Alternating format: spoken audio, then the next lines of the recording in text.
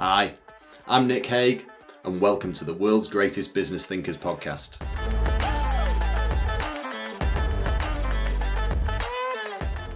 We live in a very complex world, and whether we're leaders or learners, a parent or practitioner, we face problems every day of our lives. Today, I'm delighted to introduce you to Wendy Smith, who will talk to you about how to turn those challenges into opportunities for growth and development.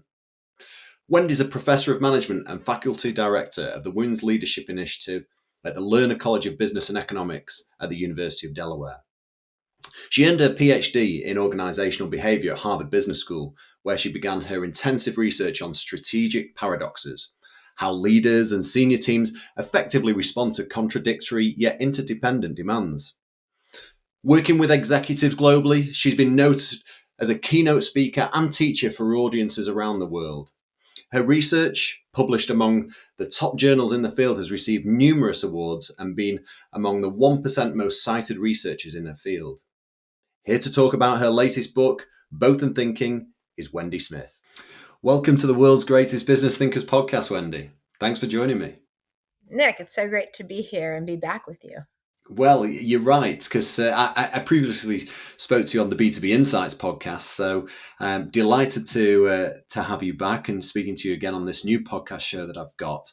For those listeners who haven't come across from my previous podcast and listening to you for the first time, can you give a bit of background to who you are and also some of that detail on the highly acclaimed research you've published previously? Yes, and it is a pleasure to be here both as a business thinker. I also think of myself as a business doer, someone with some ideas to be able to bring out into the world and help people around them. My background is as a professor in leadership, management, organizational behavior, and really my background has been around exploring the question of what are the greatest challenges that we face in organizations and leadership in our world more broadly. What is the approach we tend to take to those challenges, and why is that approach limited? What's our alternatives? And so here's the big and recently, as you know, and as we'll talk about, my co-author, colleague, long-term collaborator Marianne Lewis and I wrote Both and Thinking, and it comes out of this 25 years of research. And here's the bottom line. The bottom line is that we all face tensions, competing demands, challenges, opposing perspectives that come up in our life in the most banal daily ways to the broadest strategic challenges to our great world issues. It's not if we face them, they exist, but how we do so. And again, and what we can unpack is that our approaches to them that tend to be natural are what we say limited at best and detrimental at worst. And we invite us to think about different ways to address these challenges to lead to more creativity, more connectivity, and better solutions. And as you say, well, on top of all the highly acclaimed, published work that you've done and the keynote speaking, then it's this book, Both and Thinking, which you co-wrote with Marianne, that I wanted to speak with you, or at least lean on and talk about some of the frameworks and some of the tools that are included, because it is a fabulous book. It helps the reader understand that how to make those business decisions, and that it's not all about getting caught up in the tangle of that either or decisioning. I suppose it's the starting point. Therefore, is can you explain the problem that sometimes we face with this either or decisions, and why it might not be the best option for making decisions? Yes, and just to ground this conversation, so I started this exploration research by looking at questions of innovation, and in the world of strategic innovation, how leaders in companies navigate innovation, there was this idea that there's the things that we do currently. If we focus too much on those, we get stuck in them. There's an inertia. We never get to the future. So we have to navigate and move to the future quickly and let go of the past so that we don't get stuck. And when I started studying that, what I noticed was that I was studying this in top management teams at IBM, strategic business units. The issue was not only that they had to let go of the past in order to get to the future. It's that they had to be able to move to the future, innovate, experiment, which was very different from the current world. But they had to do it alongside managing their existing revenues, customers, products. So that was sort of the challenge that I started out exploring. And then I started to explore this world that we now know of as social responsibility and ESG or whatever we want to call it. But more broadly, really what it is the question of what are the strategic priorities of an organization. And organizations have to, whether they're nonprofits or for profits, manage for their financial bottom lines. They have to manage their finances. And at the same time, they have missions to focus on of what they're trying to accomplish, the impact that they have on their customers, the impact they have on their employees, the impact they have on a broader social mission, Yeah. on the environmental outcomes. And those things often feel like they are in direct conflict with each other, but they have to do both. And so at the organizational strategic level, you can see these ongoing strategic tensions that emerge. Again, what the place that we've been thinking a lot about this now is we see this at our global level of these kinds of competing priorities, competing tensions, whether it's in our politics, whether it's around global challenges, poverty, global challenges, whatever it might be. Yeah. And they often get pitted because there are these opposing pressures as an either or. And, again, this is where we draw on our background in psychology and in sociology. The research will show us how, as individuals, we are really uncomfortable with these decisions being open, leaving them open. And so we want to make a clear decision. We want to decide between them. And so we frame them as an either or. We seek to make a decision. And then the psychology will show us that we want to then be consistent in those decisions. So we remain consistent in those decisions over time. And by that approach, which we call either or thinking, we would say what it does is that it leaves us limited in what the decision is. It's limited in our creativity. There's broader, more better ways to conceptualize it. It leads us down a path where we get stuck in one way of thinking and can't see the bigger picture. It leads us into a lot of us them thinking with other people where there's a lot of conflict that does not lead to creativity. And we're asking, well, what's the alternative in which we can recognize that these tensions exist? They're real, but use them toward more creative, integrative thinking solutions, better solutions. Yeah. Yeah. And I think, bringing it back to business and why I love the book is, I love books on business, books looking at leadership. And when you look at great leaders of this world, you want them to be resolute, don't you? You want them to obviously not flip flop from one Yeah. decision to another. And a great example going back on how you first started talking there is this, this thinking. You can't just short term thinking because long term planning goes out the window. So this kind of thinking is very limited at best, and I can see how either or thinking can therefore bring this discomfort, this anxiety, due to this dilemma of you making one choice or the other. So the book, I suppose, it brings us on to the book itself. It's called Both and Thinking, and the fundamental principle is that underlying each decision is a paradox, and that choices you make aren't always oppositional. In fact, they may be interdependent of one another. Can you explain or go into a bit more detail around this crucial way of thinking and the importance of paradoxes within that?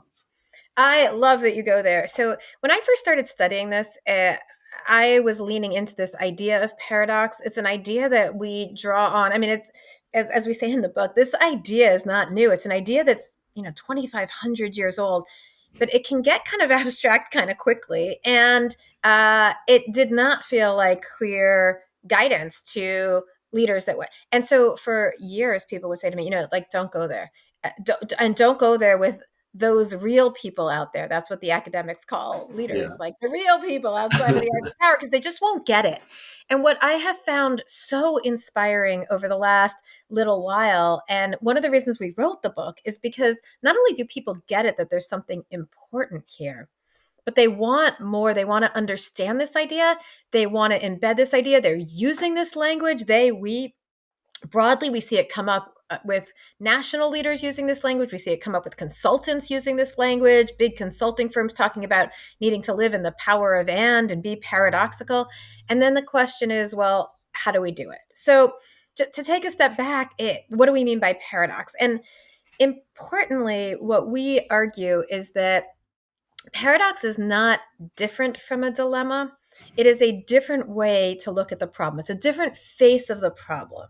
And the image that I use is the image of a plant where the problem presents itself. The stem and the flowers presents itself, what we see, as a dilemma.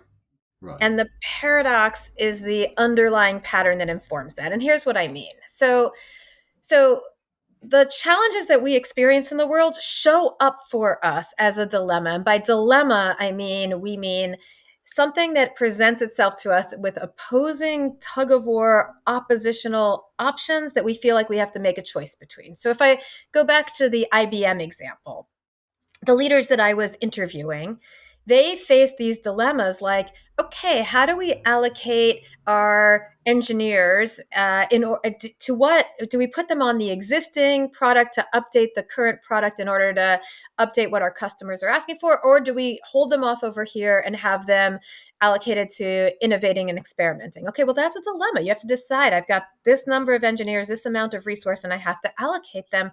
How do I decide that? And that's what we call the presenting dilemma, because that's what presents itself to us.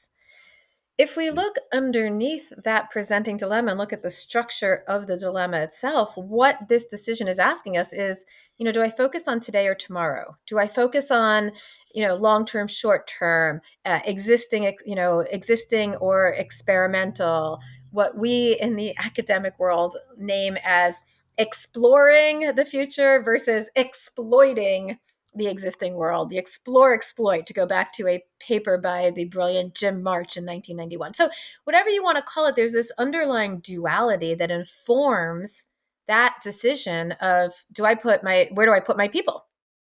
And the nature of that underlying duality, and here's where it gets a little wonky and abstract, but I believe in us to be able to get there. The nature of that duality is that these opposing forces, they're not just in this oppositional tug of war, they're also reinforcing, interdependent, synergistic.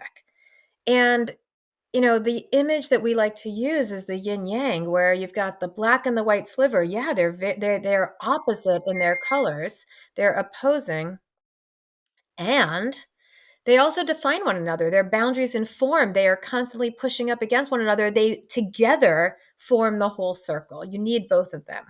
Yeah. It's the same for an organization. You've got this, the today world, you've got the tomorrow world, but an adaptive, ongoing organization needs both to inform one another. The today creates the resources to enable the tomorrow creates the energy to create the next today. You've got to have both. And so importantly, so that's the paradoxical relationship, is that underlying this, decision of where to put my resources is that question. It's the same thing of a question of how do I think about my career or my time, or, am I spending my time tonight going home and having dinner with my family, or am I spending it finishing off the project that I have at work? Okay, well, that's a question of how I'm spending those couple of hours, but underlying that decision is an ongoing tension between work and life and self and other, and professional and personal, and a wholesome, integrated, effective life needs both. Yeah. And that never goes away. We are living into the persistent, ongoing tension, and if we focus on that as an ongoing tension, it enables us to shift the way we respond to those kind of issues. I love what you brought up there about the yin and the yang, because I love Jim Collins' books, like Good to Great and Built to Last, and I like what he said about being a visionary company. And this is all about embracing the both and thinking mindset. So he said, a visionary company doesn't seek balance between short term and long term. A visionary company doesn't simply balance idealism and profitability. It seeks to be highly idealistic and highly profitable.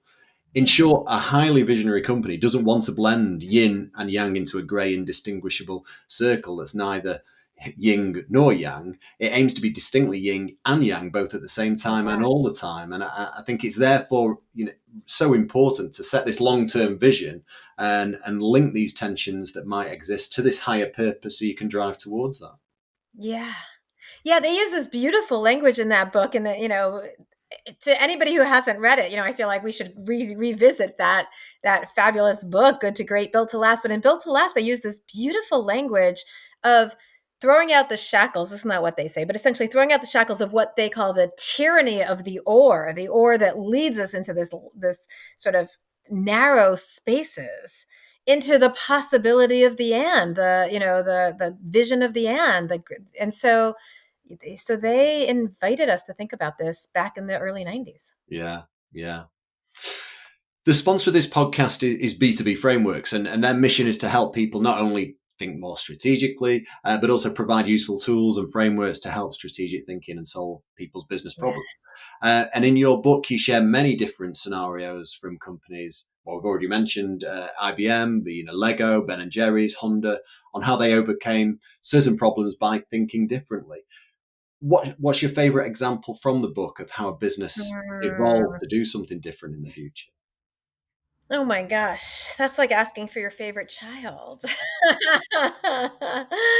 um, uh, you know, um, One reason that we really like Lego as an example is because uh, Lego demonstrated all of the things that were detrimental and problematic before they got it.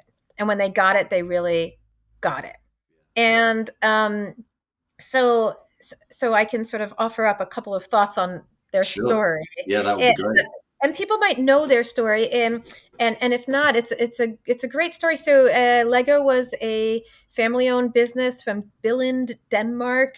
They happened upon brilliantly the brilliant interlocking brick as a toy, and then really exploited that. They became Toy of the Year. They knew, but they really resisted. They were very disciplined, really resisted innovation. There's some stories, folklore about how they had 5 colors, like yellow, blue, red, black, white, and it took them years to decide they were going to add in green. Or there's a whole folklore about how the George Lucas company came to their business meeting. We'd love to co-brand. No way, that's not what we do. So they were very much stick to your knitting, one Toy of the Year. And as is the case of so many great companies, they fell by the wayside when new innovation came in, and it was digital and electronic toys that took over the market. And that is a story. What we say is, that's a story where which creates the problem of either or, which is that you pick a way of doing something and then you create an entire world that converges around that, the skills, the structures, the way of thinking, and it becomes hard to then shift. And so this is the story, as many, business people will know, the S curve. You move up the S curve, and then at some point you fall off, but you don't realize you're falling off because you're at the top of the market. Success and everything is converged, and it's really hard to make the change.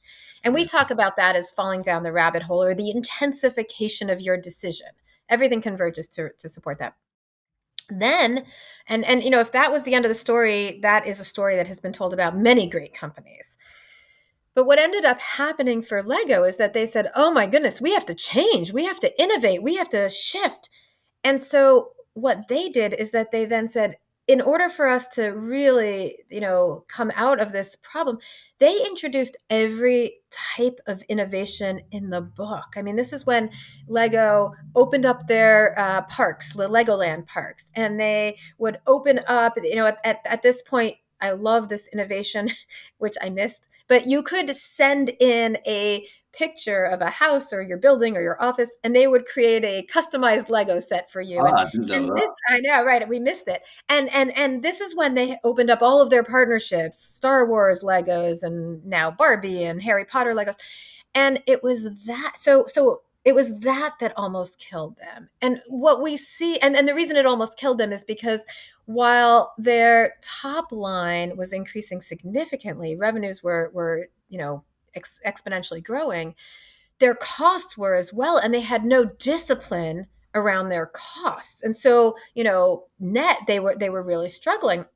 And what we see in that pattern is what we call the sort of second problematic pattern of either or, which is that they basically swung from one approach, we're really stuck in everything that we do, all the way over to the other approach, innovation, innovation, innovation, without the discipline.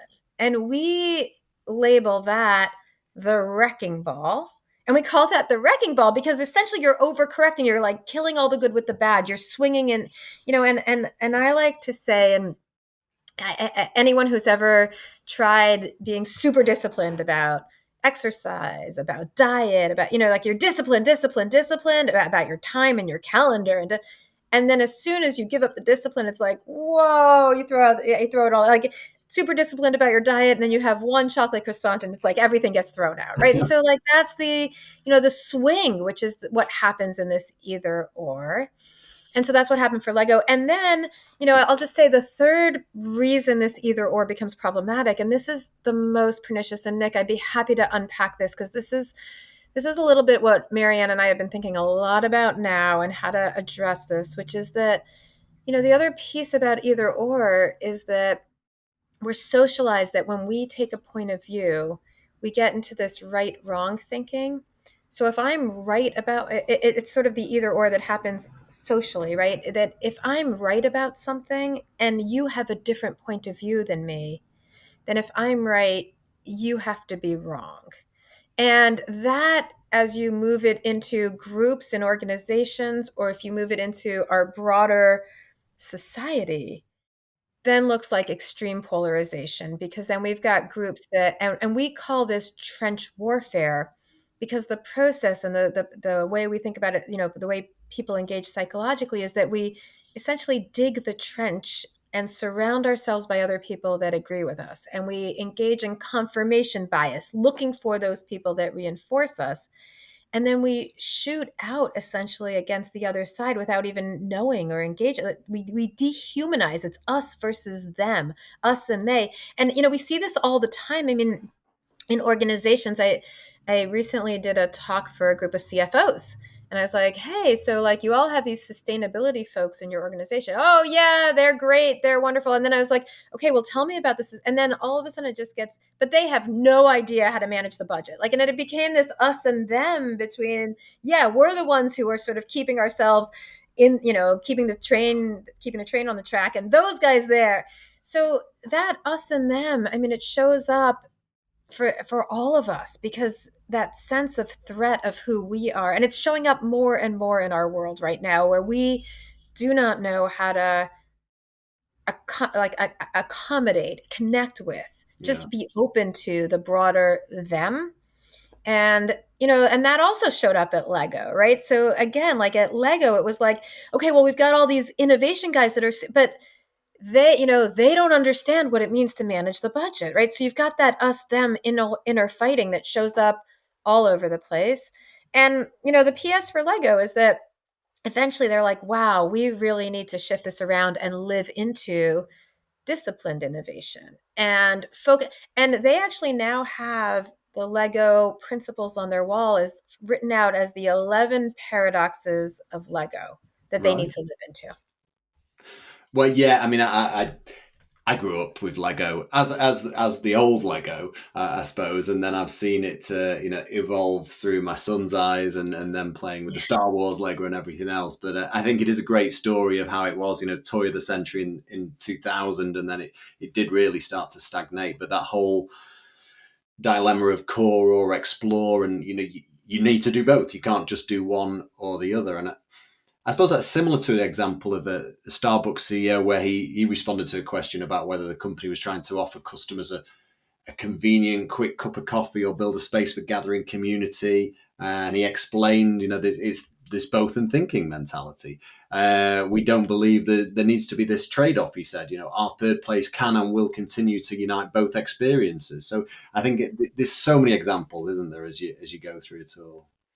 Nick, I just had coffee with a fabulous colleague from the UK, originally from South Africa, and he offered me this great story that I'm still eager to continue to look into. And it was about South Africa and when Mandela came to power in South Africa. And one question, as you know, like there was a huge issue about how Mandela would recreate society in such a fractured and racially fractured society.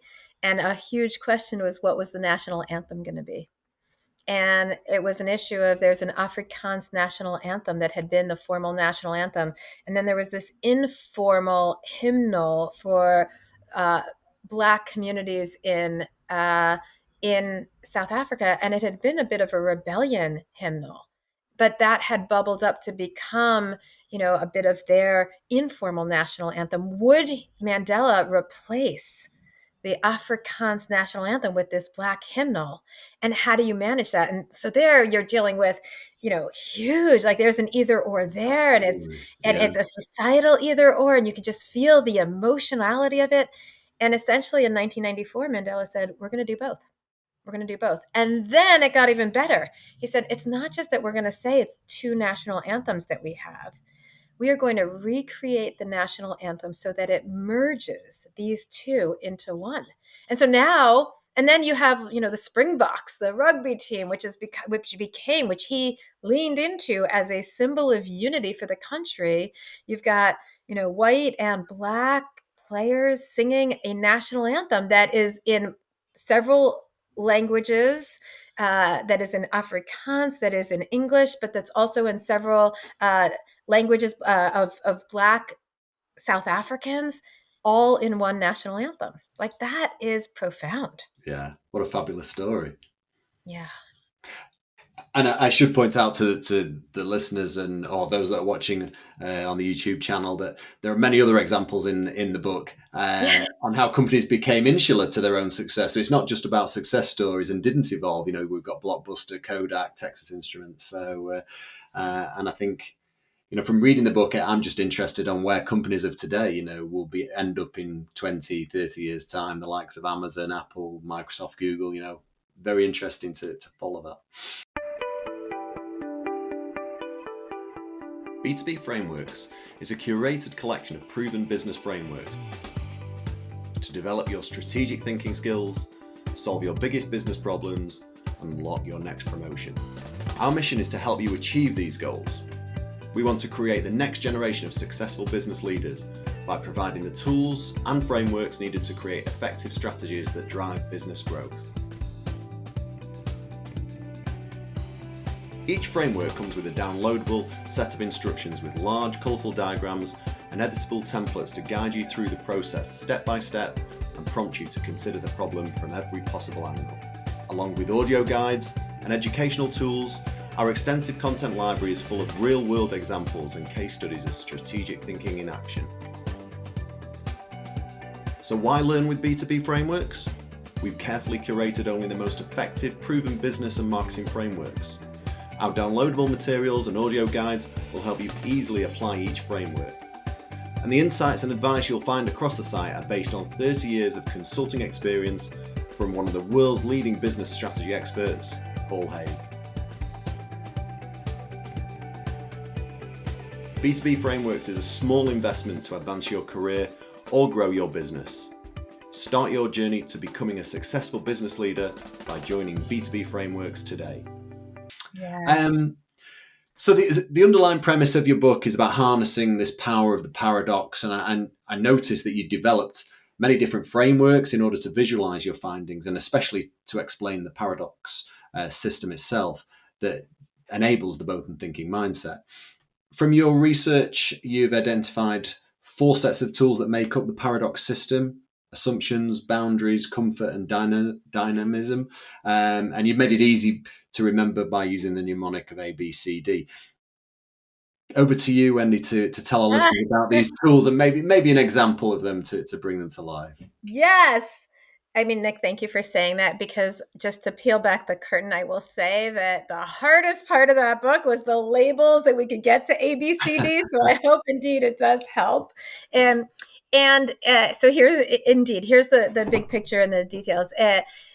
The reason, as I said, that we wrote this book and that we developed this framework is because for a long time people were saying, look, this both and, it doesn't, it's all great, but it doesn't really belong in business schools. And then all of a sudden I was like, wait, we really need to understand paradox, and we need to know how to do it better. And we were among a community, and I'm so grateful to my colleagues that were studying how to do it better. So the idea of the book was, how do we bring together that research in a way that makes it accessible for people to say, look, I get the both and, but it's hard. How do I do it? And so this framework is a framework of 4 buckets of tools of how to do the both and. And there's a couple of one important component. There's 2 sort of important components, and I'll speak to both of them. One important component of this framework is that it's a system. These are not just pick and choose. These tools reinforce each other. The second important component, and I'll speak to this after, is these tools are also paradoxical themselves, and I'll say a sentence about that. But just to clarify, so the idea, and the details certainly show up in the book. The idea is that in order to engage with both and, in order to value paradox and engage with both and, the first is to think about how we as individuals engage. And so assumptions is about our mindsets. What are the mindsets that we bring to both and thinking? And what does that look like? At the very least, what it looks like is that we notice how often decisions come to us framed as an either or, and we just simply change the question and ask a different question. So, I'll give you an example. I run a women's leadership initiative. The initiative supports students, it supports executives. People came at the university, students at the university, executives, and people came to us and said, well, are you focused on students or are you focused on executives? And I said, well, what's the and? Like, is there an and? And to be clear, the and in that case was not students and executives just add and add. It became, how does supporting students enable us to help executives? Well, executives want to hire the students. How does the programming for executives enable students? Well, the students want to meet the executives and learn from them. So how do we not just think about these next to each other, but really reinforcing each other? So assumptions is about our mindset, changing the questions we ask, rethinking how we understand and frame issues. On the other side, the C, the comfort, is our emotions. So it's our head, but it's also our heart. And there it's noticing how emotionally hard it can feel to sit in the both and. It's hard to as I was saying earlier, if people want to get emotional, like, how hard is it when you have a point of view and there's someone else with a really opposing point of view to be open to sit and listen to them? Just the other day, I was doing some both and conversations is with not Israelis and Palestinians around the Middle East, but with Jews in the United States and Muslims in the United States, and that is an either or that has huge fatal consequences at the moment. It's not, and what does it look like for them to listen to one another in those conversations and know that there's pain on both sides? Yeah. I mean, even saying it, some of your listeners might be saying, yeah, but, and have a point of view about which side they're sitting on. That's hard, right? So there's the head and the heart, and assumptions is about the head and how we think about these things. Comfort is about the heart and how we feel about them. And then the other 2, boundaries and dynamics, are about how we scaffold the context around us. And so the language there, boundaries, is really about the stable structure scaffolding that we create in order to support both and thinking.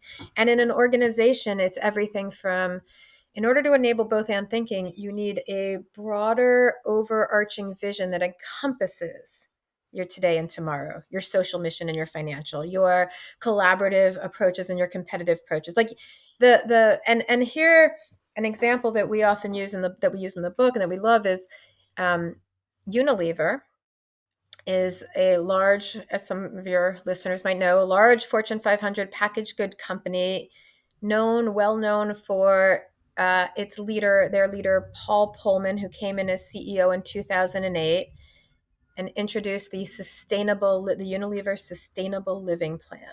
And that plan made a very strong commitment to goals that were mission oriented, social oriented, environmentally oriented, not adjacent to, not in spite of, but to enable doubling of profits, to enable their financials. And Paul Pullman's secret to his success, when we interviewed him, he said, look, the number one thing that I did was start with identifying my vision, everyday sustainable living, because it's within that we can accommodate these competing demands. So what are the structures and stable pieces? And then the D, and all of this is the last piece, and I know I'm kind of offering a whole bunch, but the D is dynamics. What are the practices that don't get us stuck in these static structures, but that allow us to continually re-enable ourselves, to experiment, to try new things, to practice, to be more dynamic. And I just, so I said there's two things about this system that are important. One is that there's not just one of these buckets, but it's a system. They reinforce each other. And the second is that to notice that these buckets themselves are paradoxical, meaning that on one hand, you've got the individual, you've got the head and the heart. And sometimes those can be competing, the emotions and the rationality, but you need both. And then you've got the structures that are the stable structures, but the dynamism, those can feel competing, but actually you need stable structures to enable you to be dynamic and vice versa.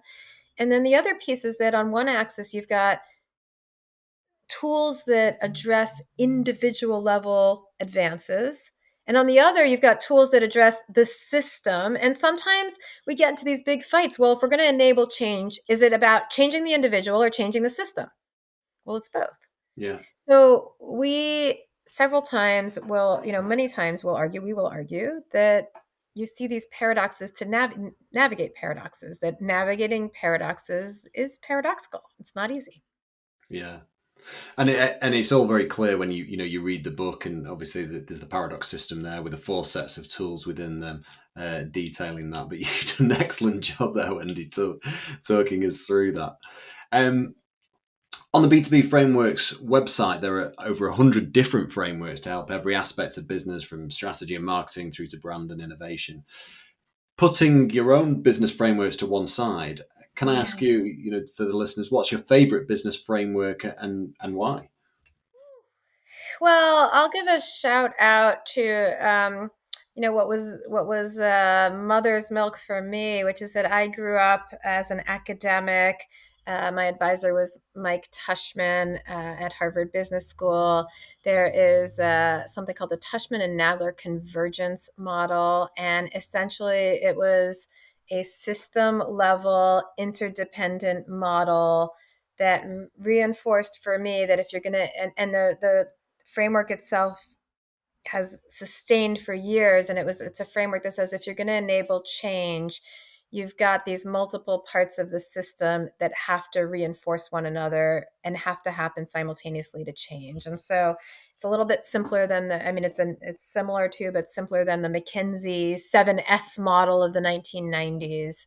And I have taught from that model many times, and as you'll see, some of this paradox system, which then takes their ideas and says, not only how do you move from one to the other, but how do you create tools in your organization, structures, culture, people in your organization to be paradoxical. There's pieces of it that really resonate with the Tushman and Nadler convergent model. It's multiple components that reinforce one another. Well, do you know what? I don't think I've come across that model, so I will dig that one out and have a look at that. So thanks for raising it, Wendy. Yeah. Okay, well, let's conclude then and enter the quickfire round of questions. So, because I'm interested in getting broader from outside of just the book itself. So, to start with, what are you reading at the moment? I am going back to read. So I'm reading historical books. I'm reading as we think about our next book. I am drawing back, and we're looking at this question of how we get stuck. I'm going back into history a little bit to understand how we've gotten stuck in the past. I'm reading Lincoln's biography, and I'm also reading a biography of two white Southern women who became outspoken feminists and abolitionists and Quakers in the late 1800s, called the Grimke sisters, Sarah and Angeline Grimke. And that's what I am thinking about at the moment. So there you go, listeners. There's a teaser for you that another book is on its way, and there's some work being done into that in the meantime. Yeah. Well, for all of those that are watching on the YouTube channel, you'll see my love of business books from the shelves behind me. What's the best business book, apart from your own, of course, that you'd recommend our listeners to read? Whew. Again, it's like, asking to pick one over time. And I want to give a shout out. My absolute favorite that I often recommend is work by Mary Parker Follett. The book is a compilation of her work called Mary Parker Follett, The Profit of Management, by a woman named Pauline Graham. And the very short story is that Follett wrote and thought at the turn of the last century, the early 1900s, in Cambridge, Massachusetts. Her work was tremendously foundational to how we think about negotiations and getting to yes, the book that many people in negotiations will know, the Fisher and Uri book. It Yeah. was foundational to many of the business thinkers. And in many ways, she got erased from that conversation. But her ideas, the language of the profit of management is that they were really before their time in thinking about collaborative, interdependent, dynamic systems that we now are spending more of our time thinking about. Fabulous. What's the best piece of business advice you've ever been given? Mm, uh, the best piece of business advice I have ever been given is, yeah, I mean, I think I'm a little bit stuck in in managing for interdependent dynamic systems that, and not getting complacent and stuck in today without thinking about a broader perspective. Yeah. Yeah. Which business leader do you most admire and why? Mm.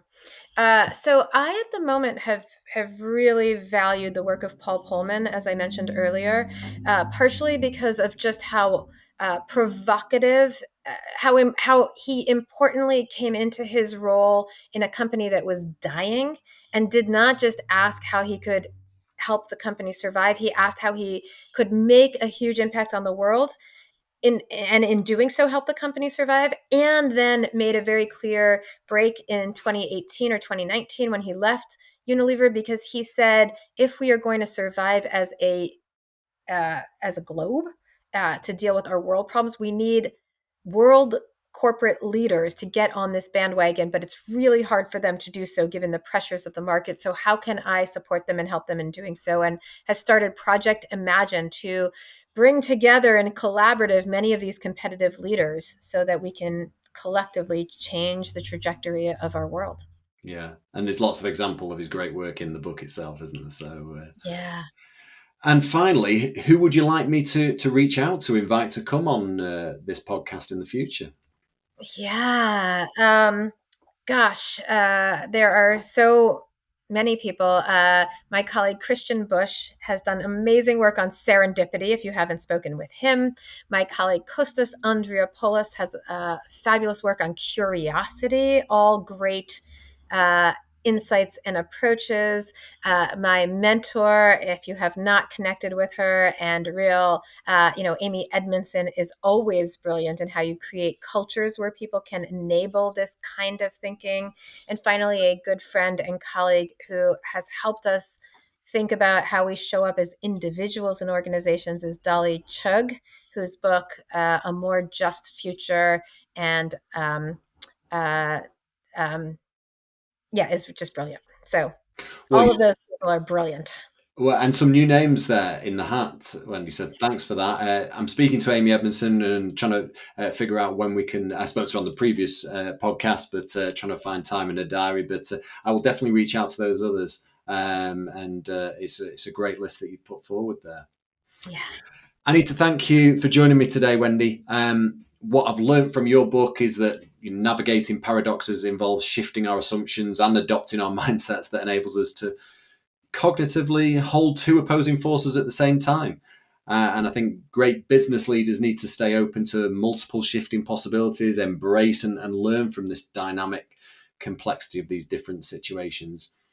Yeah. It's definitely not easy to adopt this different mindset, but your book, well, yours and Marianne's book, and the paradox system frameworks certainly help to position and view the world differently. If our listeners have any questions, how can they get in touch?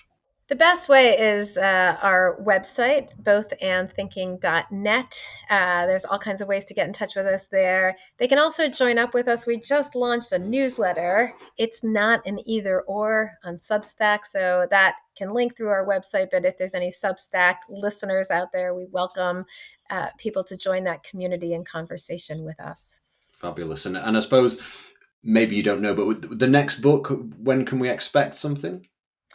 I don't know that we're ready to put out a deadline and date because we are working on it now, but we are really intrigued by this question of how we get stuck that limits us from this more open, integrative thinking, and how can we help us get unstuck in our thinking and in our organizations.